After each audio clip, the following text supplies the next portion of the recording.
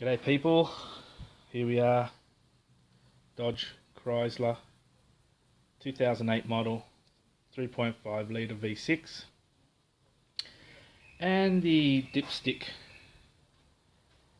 handle broke right there. Went to pull it out and it basically just broke off my hand. Pain to remove, but I can show you how I did it. As you can see, I have a pair of multi-grips there attached to a screwdriver, to a screw. Let me try and focus in. I drilled right through. Let me try and get that light for you. There you go. I used a drill bit, tiny little drill, probably about a 2mm or 2mm drill with a cordless drill, and drilled a pilot hole straight through the dipstick there,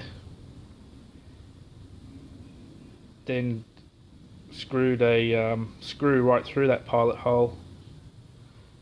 It's not focusing well, is it? Sorry about that. Here you go. Yeah. And the trick to this is, once you get the multi-grips under that screw, you still can't pull it out by hand. Well, I couldn't anyway.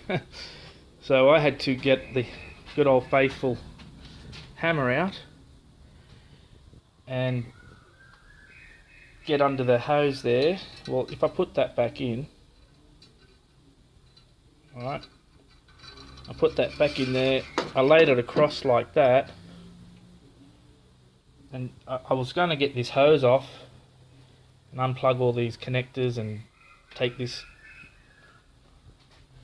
hose ring off, but I actually managed to just grab Old Faithful, come on under the hose there, and just get the elbow in and tap, tap, tap, tap, tap gently, ever so gently out, because it's the tapping that releases that tight fitting, which is right there up against the dipstick tube. So all in all, about a 5-minute job. Might save you some money.